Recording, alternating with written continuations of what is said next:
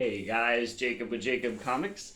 Alright, we have a really fun episode. We're going to be reviewing Amazing Spider Man number 5 with this really cool cover right there. We got Spider Man fighting Tombstone on the cover.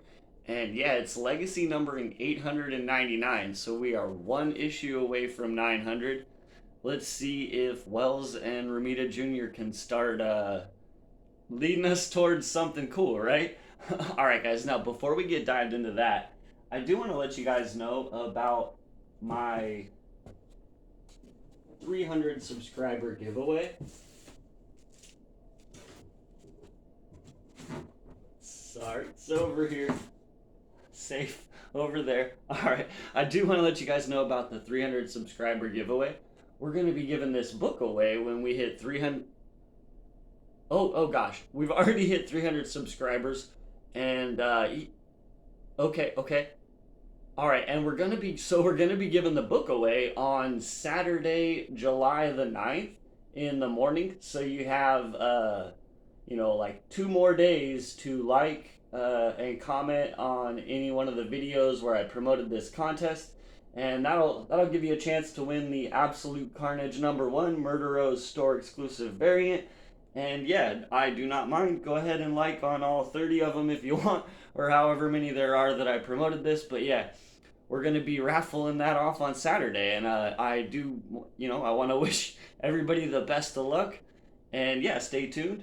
We'll be giving that away. All right, guys, let's get dived into the issue right here. And I do want to let you guys know, too, hey, check me out on IG on Instagram at Jacob_comic without the S, and and you'll be able to sometimes I'll go live on there and we'll just talk comic books. Sometimes I'll go live and do live sales and stuff. So yeah, check me out there too. All right, guys, let's get dived into Amazing Spider-Man #5. And to start, as always, we got a couple things that we do got to cover. First, I want to let you guys know that we're going to be going heavy into spoilers for Amazing Spider-Man #5. So if you don't want to be spoiled, that is your warning. And next, we always want to shout out the creative team, because without the creative team, we wouldn't have a comic book. And so for this issue, we have the writer is Zeb Wells. The pencils are done by John Romita Jr. The inks are done by Scott Hanna. The colors are done by Marcio Menez, and the letters are done by VC's Joe Caramagna. And it does have a foreword, and we'll go ahead and start with that. That says, Peter Parker has the proportional speed, strength, and agility of a spider, adhesive fingertips and toes, and the unique precognitive awareness of danger called spider sense. After the tragic death of his Uncle Ben, Peter Parker understood that with great power, there must also come great responsibility. He became the crime-fighting superhero called the Amazing Spider-Man. 6 months ago, Peter Parker did something, and now he has to live with the consequences of what he did. His debts have racked up. He's burned bridges with most of his friends. He's betrayed Aunt May's trust, and MJ has moved on from him. Tombstone and the Roses' war is over, courtesy of Spider-Man. After holding the wall crawler underground for a few days, Tombstone led Spider-Man to believe his gang was on the cusp of carrying out a massacre while disguised as the Rose and his men. Fearing for countless innocent lives, Spider-Man broke free and tore through the Tombstone's hideout and men, only to discover he'd been let loose on an unsuspecting Rose. With the Rose and his gang officially out of commission, Spider-Man has to deal with the fallout of Tombstone's victory. And that gets us into this issue, and we start with the driver of one of the Rose's leading henchmen that's left, and his name's Digger, and he's saying, "You're gonna get me in trouble, Digger." The Rose said, "All hands on deck." That means drop everything and get to headquarters. It doesn't mean head over once you snag an ice cream cone. And Digger says, "I got 13 guys in here. You know the last time we had ice cream?" And so they end up kind of, as they're driving, they see a bunch of people getting arrested, and he just throws the cone and tells his friend, go go go, forget you saw the clone. As we see Richard, I believe it's Richard Fisk, one of the Fisks is being arrested, and he's all bloodied and looked like he got beat up. And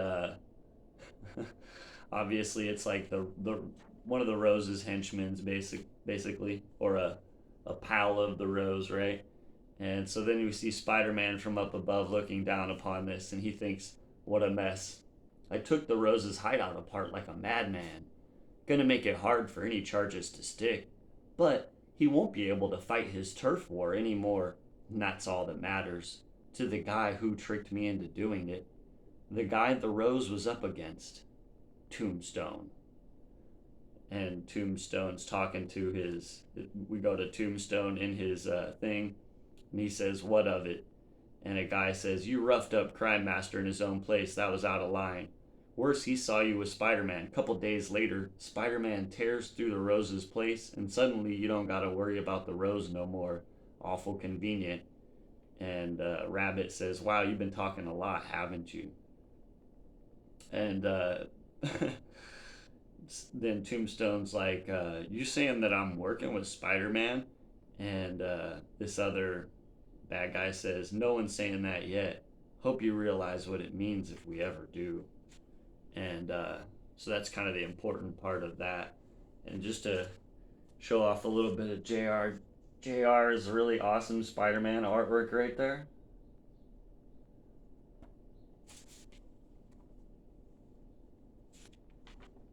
And we go to Tombstone, and he goes, if I was working with Spider-Man, I'd put one in my brain myself on principle.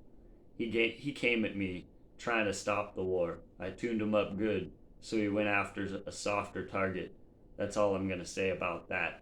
And so all the other crime bosses are like, enough chit-chat, let's get back to business. And then we see Black Cat kind of approaching Peter. She finds him on a rooftop, and he is super beat up. He's got like a big lump on one of the sides of his face. He's still bleeding. He's taking the mask off at this point, so you can see more of the damage. And he really took a beating when the Tombstone had him.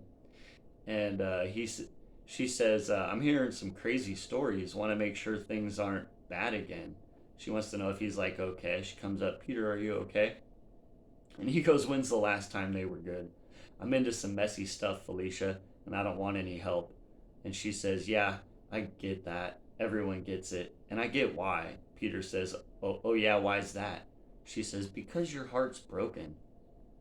You can get as angry as you want, but I know you're hurting. You've been playing injured since the accident with Ben. And I'm not talking about your body. And Spider-Man turns and looks and says, I don't know what to do.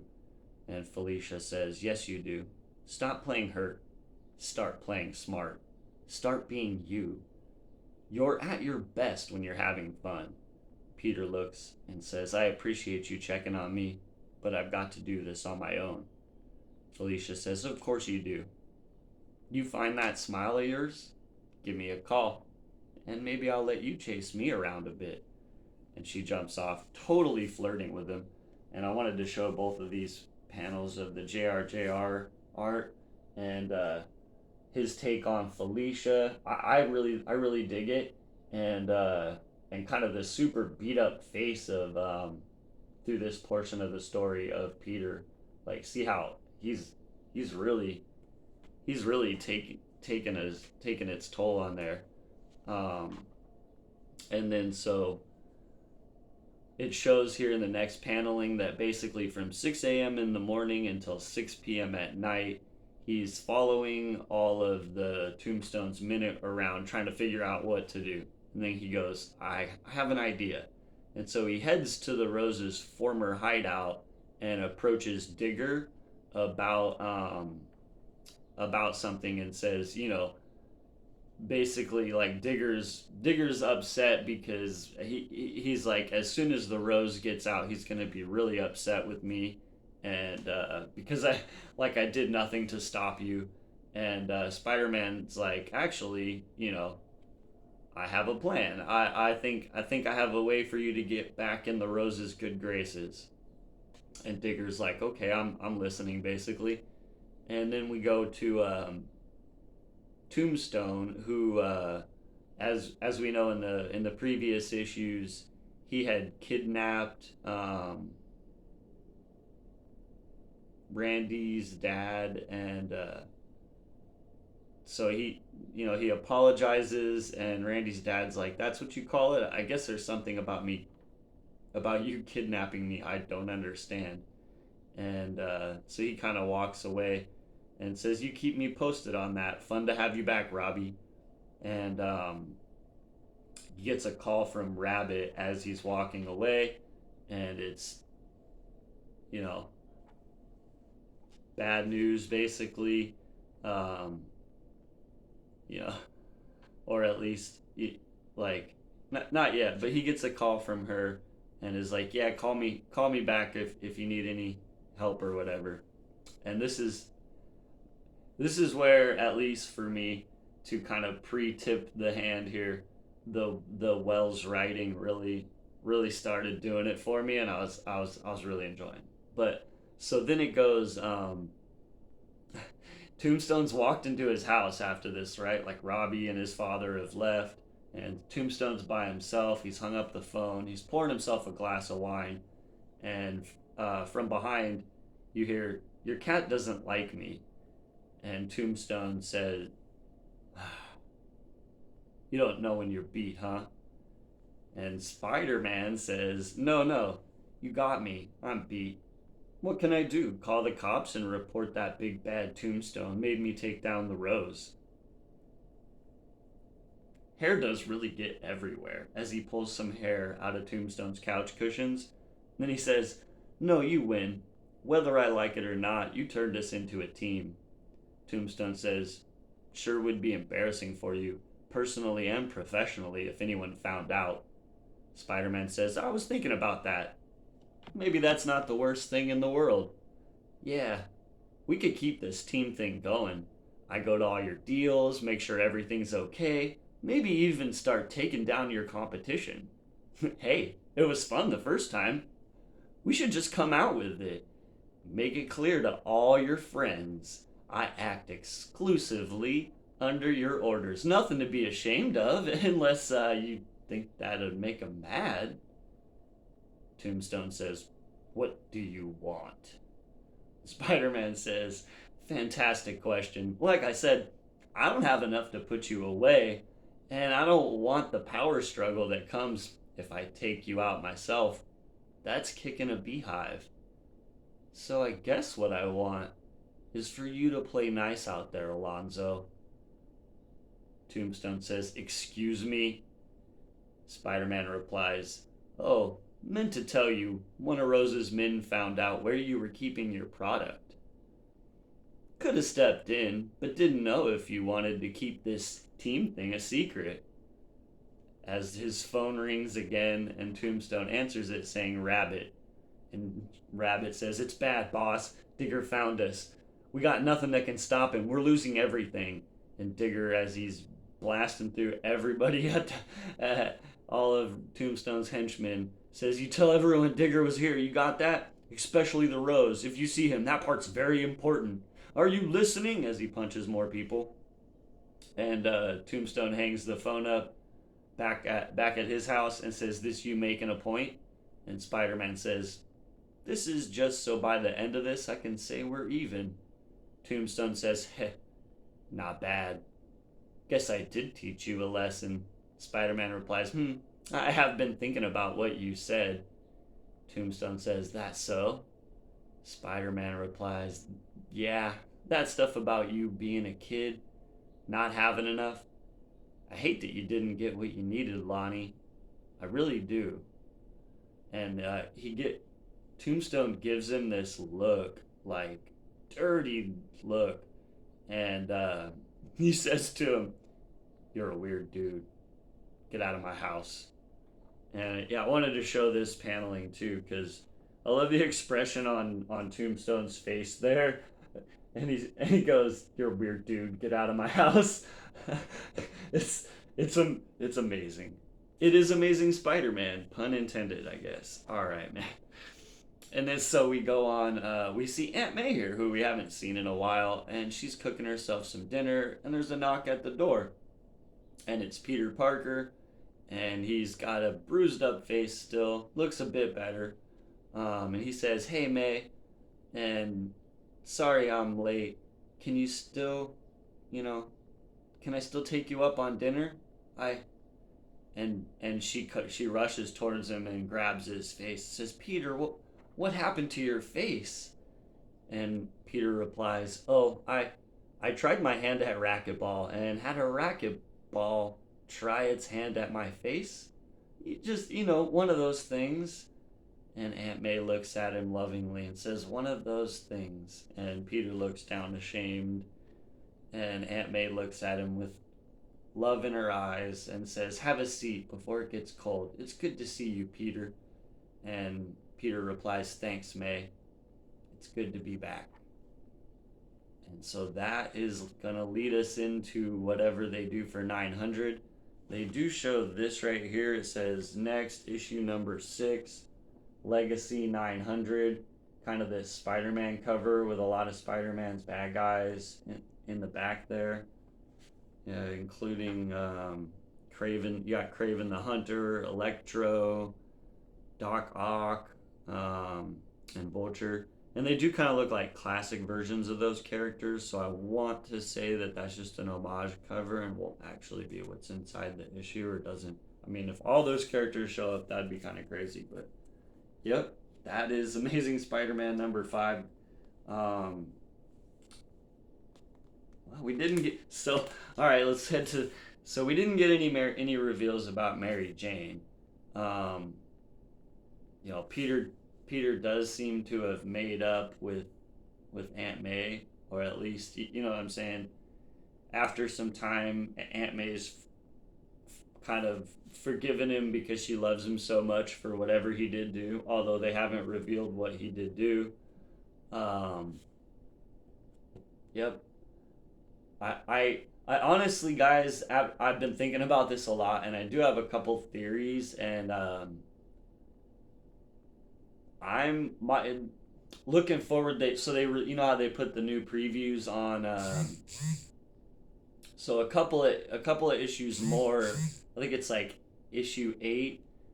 Spider-Man's actually going to be a Hellfire Gala crossover, I believe, or like a crossover with Axe. Yeah, it's a crossover with Axe with the Avengers versus X-Men versus all that. So, anyways, if you read that free comic book day, which I actually have a review up on the channel. So if you read the free comic book day, Avengers versus X-Men versus Eternals, then within that, Mary Jane is actually supposed to go to the Hellfire Gala, which is like starting next month. She's supposed to go to that, but instead what happens, and this is like, you have to have been reading X-Men stuff. So it's a lot of backstory. Not to get too much into it, but somebody's captured Mary Jane, basically. Like I said, go watch that review if you're curious. Somebody's captured Mary Jane, and they were going to do some bad things to her and then pretend to be Mary Jane in order to get access to the Hellfire Gala. And so possibly like Spider-Man didn't protect Mary Jane at that point. Maybe that's what they're referring to. We'll find out, obviously. But yeah, so back to this issue though. That's kind of my prediction on possibly what Spider-Man did 6 months ago. I think maybe this is actually like 6 months in the future, if that makes sense. And it's taking place before, or it's taking place after the Hellfire Gala, and then we're gonna. Okay, anyways, so that's kind of what I think about that. What I thought about this issue was I actually really enjoyed this issue. The last couple ones kind of felt good but meandering. But this one I definitely I felt some resolution, at least to the storyline that was going on.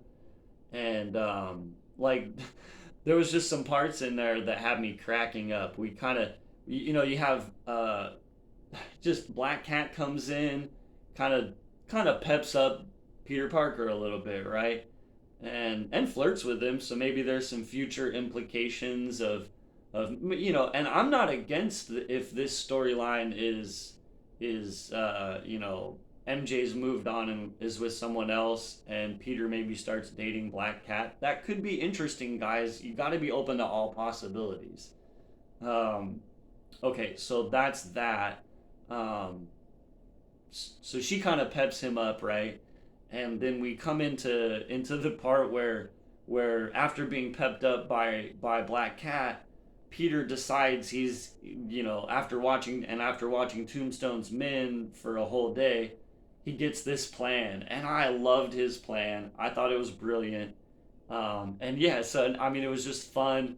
You had Peter Parker making quips, and I didn't show off the whole panels, but when he's like inside of Tombstone's house, he is luxuriously laying all over Tombstone's furniture like he owns the place, and it is hilarious. I loved it. All right, guys. So Amazing Spider-Man #5 gets a thumbs up from me. Yeah, I'm really looking forward to issue 900 or Legacy 900 issue #6. All right, so that's what I have today, guys. Remember, like, comment, and subscribe. We're going to be giving away the Murderos Absolute Carnage #1 store exclusive variant cover this Saturday morning, so you don't have too much more time to get in all your entries. And yeah, follow me at Jacob_comic on Instagram. And yeah, we'll see you guys. We'll see you guys tomorrow, and have a great day. Oh yeah, shoot, I always forget. If you guys want to help out the channel also, hey, click the link below and shop on my eBay store. All right, guys, like I said, we'll see you guys tomorrow, and have a great day.